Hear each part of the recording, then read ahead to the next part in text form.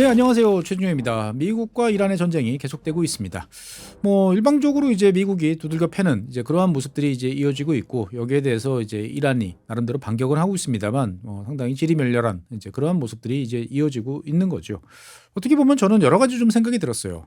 첫 번째는 이제 전쟁의 양식이 정말 바뀌었다. 어떻게 보면 미국만이 할 수 있는 전쟁의 양식이라는 게 등장을 했고, 이것이 미국의 어떤 새로운 대외 정책을 가져오는 그 시발점이 2026년 지금 우리가 목격하고 있는 것이 아닐까라는 이야기를 좀 먼저 해보려고 합니다. 잘 아시는 것처럼 전쟁이라는 것은 상대방의 영토를 점령하고 그다음에 상대방의 국민들, 민중들을 제압하든지 아니면 포섭하든지 하는 그러한 단계를 거쳐야 되는 거죠. 당연히 막대한 인명과 자원이 이제 손실이 되고 있고 시간이 많이 걸립니다. 그렇기 때문에 이제 전쟁이다라고 하는 것은 강대국들이라고 해도 일방적으로 유리하지가 않다라는 것이 그동안에 우리가 역사적으로 배웠던 그러한 경험입니다. 그런데 이제 2026년 올해 들어서 지금 1월 달 베네수엘라 그리고 지금 2월 말 3월 초에 진행되고 있는 이란 두 전쟁이라고 할까요? 미국의 모습들을 보고 있으면 모두 다 최고 지도부만 겨냥해서 날리는 그리고 상대방의 대응 역량을 제거시키는 이러한 쪽에 집중을 하고 있다라는 점이 가장 특징이죠. 그러니까 물론 동원되는 해군력, 공군력은 대규모입니다. 우리 입장에서 봤을 때는 어마어마한 힘이지만 미국이라는 나라 입장에서 봤을 때는 제한된 역량만 동원해서 상대방의 최고 지도부를 제거함으로써 뭔가를 바꿔놓겠다라는 새로운 전쟁의 패턴이 이제 일반화되고 있구나라는 점들을 좀 눈여겨볼 필요가 있습니다. 그러니까 미국 입장에서 봤을 때는 이라크와 아프가니스탄에서 반복했던 그러한 실수, 그러니까 국가를 점령하고 그 국가를 재건하기 위해서 막대한 인력과 비용이 뒤따르는 그러한 일은 하지 않겠다. 그러니까 결코 지상전에 끌려 들어가서 수렁에 빠지는 일은 반복하지 않겠다라는 점들을 이번 2026년 미국은 보여주고 있다라고 이제 볼 수가 있겠습니다. 다른 한편으로 보면 이제 미국이 공격하는 나라 베네수엘라 그리고 이번에 이란 그리고 앞으로 뭐 어디가 될지 모르겠습니다만 다 특징들이 있죠. 그러니까 독재 국가예요. 그리고 국민들에 대한 탄압들이 이어지고 있단 말이죠. 그러니까 국민들과 상당히 유리되어 있는 독재와 그리고 독재자와 그리고 그 집단들이 통치하는 그런 국가들에 대해서 일반 국민들의 피해는 최소화하고 최고 지도부만 날리는 이러한 이제 패턴을 이제 적용을 하고 있는 거죠. 기존의 권력층 입장에서 봤을 때는 나의 목숨이 위태로워진다라는 것을 직감적으로 느끼는 거죠. 그러면 사람들은 다들 살아남으려고 노력하고 특히나 권력을 원래 가지고 있던 사람들 입장에서 봤을 때는 자신들의 권력을 유지하기 위해서 어떤 일을 해야 될까를 둘러싼 머리싸움을 전개를 하게 됩니다. 당연히 미국과 손을 잡고 미국 편에 서서 나의 목숨, 나의 권력을 유지하는 것이 더 낫지 않을까라고 판단하는 사람들, 세력들이 등장을 할 수밖에 없는 거죠. 그러니까 이제 어떻게 보면 이란 같은 경우, 베네수엘라는 더 심했지만 이란 같은 경우에도 모든 국민들의 똘똘 뭉친 신념의 어떤 공동체라는 것은 사실 허상이라는 것을 우리는 잘 알고 있습니다. 그렇기 때문에 최고 지도부 그리고 혁명 수비대 그리고 여기에 동조하는 세력들의 물리력을 상당 부분 타격한다면 이란 국민들이 스스로의 힘으로 체제를 전복시킬 수 있지 않을까라는 기대를 해보는 것 같습니다. 만약에 그것이 안 된다면 어떻게 되는가? 안 된다 하더라도 별 상관없다라는 게 미국의 전략인 것 같습니다. 그러니까 굳이 우리가 대안까지 고민하지 않는다. 기존의 세력들, 지도부를 날림으로써 권력의 공백을 만들고 그 공백을 누군가가 채우는 과정에서 혼란이 발생한다 하더라도 그 자체로 노 프라브룸이라고 생각을 하는 거죠. 그러니까 특히나 이제 미국과 함께 공격을 하고 있는 이스라엘 입장에서 봤을 때는 이란이 약화되는 게 우선이에요. 이란이 잘 정돈된 민주주의 국가로 변신하면 이란 입장에서 봤을 때는 좋을까요? 좋을 게 없습니다. 이스라엘 입장에서 봤을 때는 좋을 게 없죠. 그러니까 이스라엘 입장에서 봤을 때는 이란이 혼란에 빠지고 균열이 생기는 게 더 나아요. 그러니까 어떻게 보면 그 빈 공간만 만들어 놓으면 충분하다. 라는 입장인 거고 미국 입장에서는 지나친 혼란은 바람직하지 않지만 어쨌든 내부적인 갈등이 생겨가지고 그리고 그 흐름 속에서 점점 미국에 대해서 적대적이지 않고 이왕이면 친미적인 그리고 미국의 이익을 보장해주는 쪽으로 움직일 수 있다고 하면 why not? 이라고 생각을 하는 것 같습니다. 그러니까 결국 이스라엘과 미국이 공격을 하면서 이란이 여러 가지로 이제 힘들어지고 권력 공백기가 생기고 여러 혼란 상황이 생기면 이 수습은 누가 하느냐? 미국 입장에서 봤을 때는 그러면 그 혼란을 따른 결과를 제일 두려워하는 주변 국가들 UAE, 카타르, 그다음에 사우디아라비아 이런 국가들이 개입을 해서 문제를 정리할 것이다 라고 생각을 하는 것 같습니다. 그러니까 처음부터 이것까지 다 생각해놓고 일을 진행한 것은 아니겠습니다만 일단 어쨌든 미국과 적대적인 노선을 걷는 지도부만 제거를 하자. 그리고 그 남은 과정들은 그때그때 보면서 적응하자라는 식으로 지금 전개가 되는 것 같습니다. 어쨌든 이러한 전쟁 패턴은 미국만이 할 수 있는 거죠. 그러니까 미국은 자기의 부담은 최소화하고 상대방에 대한 물리적 타격도 최소화하면서 상대방의 행동만 바꾸는 쪽으로 가겠다라는 거죠. 반미구호를 맺히던 뭐 하던 이거는 신경 쓰지 않겠다. 미국의 이익에 부합하는 쪽으로 상대방이 움직여준다면 그것으로 좋게. 라는 어떻게 보면 새로운 전쟁 양식에 기반한 미국의 대외 정책이 본격화되는 2026년이다라는 생각도 듭니다. 여기에서 조금 더 한번 생각을 좀 더 넓혀보죠. 지금 2026년 현 시점에서 미국이 왜 이란을 공격했을까요? 이란이 가장 약해졌으니까? 아니면 네타냐후 게임에 트럼프 대통령이 속아 넘어가서? 뭐 여러 가지 생각들이 나올 수 있습니다만 한번 트럼프 대통령이 작년 2025년 1월 달에 취임한 이후에 여러 가지 보였던 행보들을 한번 되짚어볼 필요가 있습니다. 무슨 말이냐? 트럼프 대통령 입장에서 봤을 때는 제일 큰 상대는 중국이에요. 근데 중국이라는 나라는 혼자도 있습니다만 중국과 더불어서 미국과 적대적인 관계에 있는 나라들이 느슨한 연대를 가지고 있는 거죠. 그리고 그 느슨한 연대가 점점 커지는 모습들이 그동안 연출이 되어 왔습니다. 뭐 대표적으로 이제 브릭스 같은 경우죠. 화면 한번 보시죠. 중국에서 꽤 유명한 인플루언서라고 하는 사람이 올려놨다고 하는 짤입니다. 그러니까 여기 보면 New World Order is emerging. 새로운 세계 질서가 등장한다라고 이야기를 하는데 뭐 여기 중국이 있습니다. 그리고 나머지 누구죠? 북한도 파트너라고 생각을 하는 것 같아요. 그리고 왼쪽 위에는 이란, 그리고 파키스탄, 그리고 이쪽에 러시아. 어떻게 보면 중국 사람들이 생각하는 중국과 함께할 수 있는 미국에 대처할 수 있는 세력들이다라고 이제 볼 수가 있겠습니다.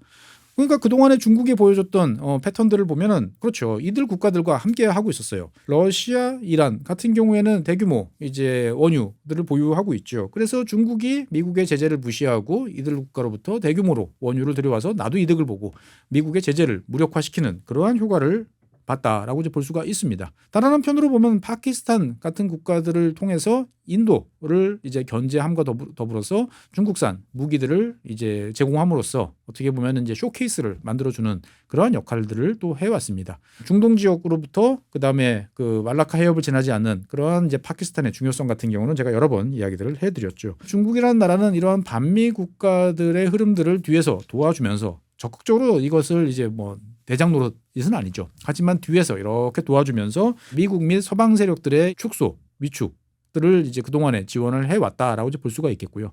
다른 한편으로 보면 이제 미국의 영향권이라고 할 수 있는 중미, 남미 지역에 대해서도 그동안에 세력을 넓혔던 것은 사실입니다. 그리고 중동 지역에서도 점차 존재감을 이제 확산을 시켜왔던 거죠. 그러니까 미국 입장에서 봤을 때는 중국과의 대결에서 중국과 직접적으로 무력 대결을 한다. 대만을 둘러싼 싸움을 한다. 너무 피해가 커. 라고 생각들을 할 수가 있는 거죠. 그리고 그렇게 함으로써 얻는 이득이 과연 100% 우리한테 이득일까라는 생각도 해봄직한 면이 있는 거죠. 그러니까 어떻게 보면 트럼프 대통령과 그 주변 백악관에 있는 이 전략가들의 사고에서는 중국과 함께하는 세력들을 단계적으로 제거함으로써 중국의 힘을 꺾고 중국을 고립시키는 이러한 쪽으로 나가는 것이 아닌가라는 생각이 좀 들어요. 제가 왜 이런 생각을 하는가 한번 따라가 보시죠. 첫 번째로 작년을 돌이켜보면 제가 이거 소개를 하려다가 소개를 안 했던 기억이 납니다. 그러니까 이제 파키스탄은 중국에 있어서 가장 큰 우방국입니다. 중국은 이제 20개 이상의 나라와 이제 국경을 접하고 있죠. 그중에서 가장 문제없고 가장 친밀한 관계에 있는 나라가 사실 파키스탄입니다. 가장 우호적인 나라예요.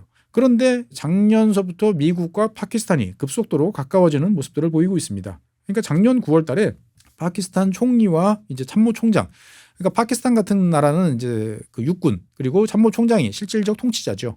다 같이 불렀습니다. 그래서 백악관에서 회담을 했어요. 그리고 그 전인 6월 달에도 참모총장을 별도로 백악관에 불러가지고 초대해서 회담을 한 적이 있습니다. 우리나라에서는 이제 간단하게 단신으로 처리가 됐습니다만 이 당시 논의됐던 사항들을 다시 되짚어보면 상당히 여러 가지로 고려를 했다라는 것을 알 수가 있어요. 그러니까 파키스탄에 대해서 인도보다도 더 유리한 관세율을 적용을 해준다든지 그리고 이제 파키스탄의 골칫덩어리인 이제 발루치스탄 이 해방군에 대해서 테러 조직으로 지정을 해서 어떻게 보면은 파키스탄이 원하는 것을 미국이 들어주는 그러한 모양새를 이제 보여주고 있습니다. 사실 이제 미국과 파키스탄 같은 경우는 과거에는 상당히 끈끈한 관계를 이어갔습니다만 아프가니스탄 전쟁 그리고 그 이후에 여러 가지 뭐 빈라덴이라든지 이런 세력들과의 어떤 관계 속에서 상당히 거리가 멀어졌는데 트럼프 행정부가 파키스탄과의 관계를 이제 돈독히 하는 쪽으로 방향을 선회했던 것이죠. 그리고 여기에서 우리가 한 가지 더 눈여겨봐야 될 것은 파키스탄에는 막대한 광물 자원들이 존재를 하고 있습니다. 한 6조 달러 정도로 지금 평가가 되고 있는데 여기에 대해서 최근에 이제 미국 기업들이 계속적으로 파키스탄과 계약을 체결해서 미국 기업들이 이곳에서 활동하는 이제 이런 모습들이 점점 늘어나고 있어요. 그러니까 어떻게 보면 미국 입장에서 봤을 때는 중국의 가장 긴밀한 동맹국인 파키스탄을 이제 떼내기 위한 여러 가지 유화 작업들을 벌이고 있는 거죠. 그리고 파키스탄 입장에서 봤을 때도 지나치게 중국에 경도됐다라는 입장에서 미국이라는 카드를 동원하면서 어떻게 보면은 자기들이 원하는 것을 얻어내는 그러한 게임이 된 거죠. 미국 입장에서 봤을 때는 중국 플러스 그다음에 그동안에 어떻게 보면은 미국이 우리를 무조건 잘해줄 거야라고 생각했던 인도를 이제 누르는 효과도 파키스탄을 통해서 지금 이제 누리고 있다라고 볼 수가 있겠습니다. 미국 입장에서 봤을 때는 파키스탄이라는 중국의 최우방 국가들을 상당 부분 떼어내는데 일정 부분 성과를 거뒀고 이것을 통해서 새로운 게임을 시작을 했다라고 이제 볼 수가 있는 거죠. 그리고 두 번째 게임의 상대는 지난 1월 달에 있었던 마두로 대통령 베네수엘라죠. 그러니까 베네수엘라는 지난번에 말씀드린 것처럼 중국의 중남미 진출의 교두보 역할을 이제 해왔고 중국도 베네수엘라로부터 여러 가지 많은 에너지라든지 이런 것들을 수입을 해왔습니다. 물론 베네수엘라로부터 수입하는 에너지가 뭐 많지는 않아요. 하지만 중국 입장에서 봤을 때는 여러 가지의 백업 다양한 에너지 공급원을 확보하는 것이 중요하기 때문에 베네수엘 역할은 매우 컸다라고 볼 수 있는 거죠. 무엇보다도 미국 입장에서 봤을 때는 베네수엘라, 쿠바, 니카라과 그리고 이제 브라질까지 이어지는 반미 노선이 점점 커지는 거에 대해서 여러 가지로 신경을 써왔는데 이것을 정광석화처럼 마두로 대통령을 체포하면서 날려버렸다라고 볼 수가 있겠습니다. 단순히 날려버린 것뿐만 아니고 상대방에 있던 베네수엘라가 이제 미국 세력권으로 지금 들어온 상태죠. 그러면은 상대방의 손실은 그냥 손실로 끝나는 게 아니고 나의 이득인 거죠. 그러면 상대방한테는 어떻게 보면 두 배로 더 아픈 타격을 줄 수가 있겠습니다. 여기에 대해서 이제 쿠바의 어떤 상황도 지금 아마 4월 달 정도가 되면 상당히 이제 어려운 상황이 이어지지 않을까 싶습니다. 이렇게 되면 반미 전선 국가들 중에 좀 두 국가를 탈락시킨 이제 이러한 상황이 됐다라고 이제 볼 수가 있겠습니다. 다른 한편으로 보면 지금 이어지고 있는 이제 이란 같은 경우도 이러한 관점에서 보면 이제 점점 중국의 핵심 파트너들을 지금 제거하는 그러한 상황으로 치닫고 있다라고 볼 수가 있겠습니다. 잘 알려진 것처럼 중국과 이란은 그동안에 긴밀한 이익을 이제 공유를 해왔습니다. 무엇보다도 이제 중국은 이란으로부터 대규모 원유를 할인된 가격으로 들여왔기 때문에 경제적인 이득도 볼 수 있었고요. 그다음에 이란에 대한 이제 대규모 투자를 통해서 여러 가지 이익을 또 누려왔습니다.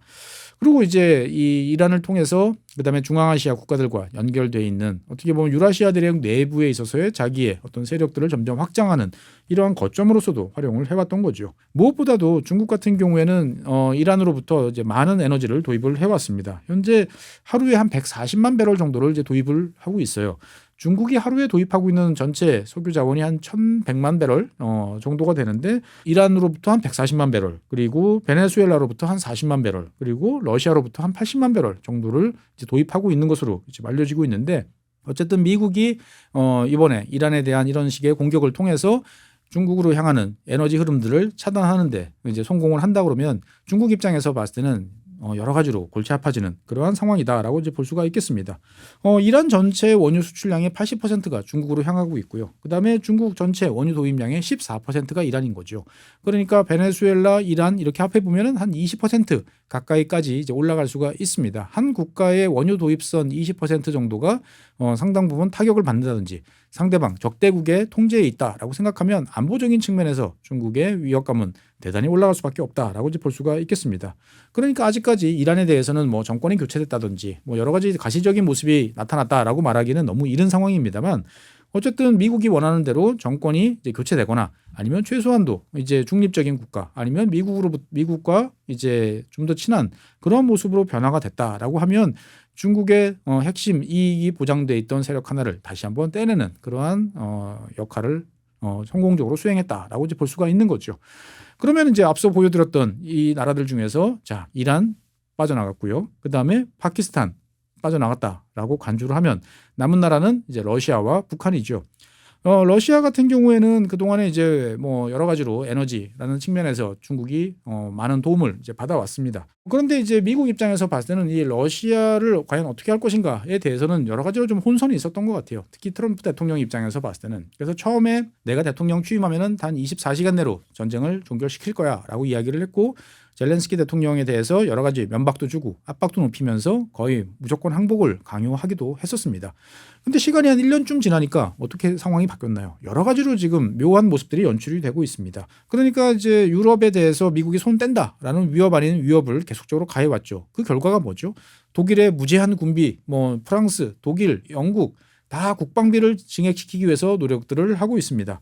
그러니까 어떻게 보면 미국이 이 러시아와 관련돼서 미국 혼자서 떠맡아야 됐던 부담을 이제 유럽 국가들한테 대부분 넘길 수 있게 되는 그러한 상황이 온 거죠. 만약에 정말로 러시아와 군사적으로 대립해야 되는 그런 상황이 생긴다라고 하면 그전까지는 사실 미국 혼자서 러시아를 상대를 했어야 돼요. 그런데 이제는 미국 입장에서 봤을 때는 유럽이 어떻게 보면 군비 증강을 통해서 상당한 세력이 만들어졌다라고 생각하면 미국 입장에서 봤을 때는 러시아를 견제하는데 훨씬 더 도움을 받을 수 있겠죠. 다른 한편으로 보면 미국은 우크라이나 전쟁을 장기화하는 거에 대해서 별로 이제 거부감이 없는 것 같습니다. 즉 손해를 누가 보느냐라고 생각하면 지금 4년 넘게 전쟁을 하고 있는 러시아가 점점 더 큰 손해를 본다라고 생각들을 하는 것 같습니다. 그래서 러시아가 취약해지는 게 미국 입장에서 봤을 때 유리하다라고 이제 보는 거죠. 시간은 러시아 편이 아니고 미국 편이다라고 이제 보는 것 같습니다. 여러 가지 이유들이 있죠. 당장 러시아 같은 경우에 보면은 이제 에너지를 팔아가지고 그 동안에 많은 돈을 이제 벌어왔는데 유럽 연합 같은 경우에는 많이 줄였습니다만 그럼에도 불구하고 LNG라든지 이런 형태로 해서 여전히 러시아에 에너지들이 들어왔어요. 그런데 그것이 올해까지입니다. 2026년까지예요. 27년부터는 러시아산 가스, 석탄, 원유 모든 것이 수입이 중단됩니다. 예정돼 있는 상황이에요. 그러니까 그렇게 되면은 러시아 입장에서 봤을 때는 더욱더 전쟁을 수행하기가 이제 힘들어지는 그런 상황인 거죠. 그리고 그러면 그 대체제로서 유럽연합은 어디서 갖고 오느냐? 미국에 대한 의존도가 더 높아집니다. 그러니까 미국 입장에서 봤을 때는 이 우크라이나 전쟁을 통해서 유럽이 한편으로는 미국에 대한 의존도를 경제적 에너지에 대한 의존도를 높이고 다른 한편으로 보면은 그렇게 그 돈을 자기 돈 들여가지고 군사적으로 강화지면서 독자적인 세력이 되면서 미국의 부담을 덜어주는 이제 그러한 모습들이 연출이 된다라는 거죠. 물론 러시아는 이제 이러한 상황에서 중국과의 여러 가지 유대를 더 강화하고 더 많은 지원을 받으면서 전쟁을 수행을 하고 있습니다. 그래서 이제 중국에 대한 의존도가 매우 심화됐죠. 중국 입장에서 봤을 때는 러시아가 이제 중국에 대한 의존도가 높아졌다라는 것은 분명히 단기적으로는 여러 가지로 이득이 있을 거예요. 그러니까 그 거대한 국토에서 나오는 에너지 그리고 내수 시장 이런 것들을 중국의 영향권으로 이제 집어넣고 확실하게 자기 밑에 둔다라고 생각하면 좋을 것 같습니다. 그런데 러시아가 점점 약체되고 있고 여러 가지로 어려워진 상황이 되면 중국 입장에서 봤을 때는 러시아를 떠받치기 위해서 또 추가적인 지출을 해야 될 가능성도 배제할 수가 없는 거죠. 물론 이거는 중장기적인 관점이에요. 그러니까 어떻게 보면 약체화된 러시아라는 존재는 도움보다는 오히려 짐이 될 가능성도 배제할 수 없다라고 이제 볼 수가 있는 거죠. 여기까지 보면 미국이라고 하는 트럼프 대통령은 중국이라고 하는 나라와의 직접적인 대결보다는 중국을 둘러싸고 있는 중국의 영향권에 있는 중국의 파트너라고 할 수 있는 나라들 하나씩 제거하면서 중국을 고립시키는 이러한 전략으로 방향을 선회한 것이 아닌가라는 생각을 해볼 필요가 있겠다라는 생각이 좀 듭니다. 물론 이러한 미국의 전략 앞서 말씀드린 것처럼 단기적으로 최고 지도부만 제거하는 이러한 패턴들이 언제나 성공한다라는 보장은 없어요. 계획대로 진행될 경우에 보면은 효과적이겠습니다만 이것이 계획대로 달성이 되지 않는다라고 생각하면 오히려 더 역효과를 이제 불러올 수도 있겠죠. 어쨌든 미국 입장에서 봤을 때는 이러한 패턴을 지금 두 번째 적용을 하고 있고 아마 조만간 이제 쿠바라든지 이런 나라로 점점 더 확산이 될 가능성이 높아 보입니다. 미국 입장에서 봤을 때는 잘 되지 않는다 하더라도 크게 손해볼 것이 없는 그러한 패를 통해서 중국에 대한 견제를 계속 이어나가는 것이 아닌가라고 이제 보여지고요. 여기에 대해서 중요한 것은 중국은 과연 어떻게 반응을 할 것인가라는 거죠. 사실 중국은 미국의 어떤 이러한 행보에 대해서 적극적으로 대응한다든지 개입한다든지 맞서겠다라는 의지를 잘 보여주지가 않고 있습니다.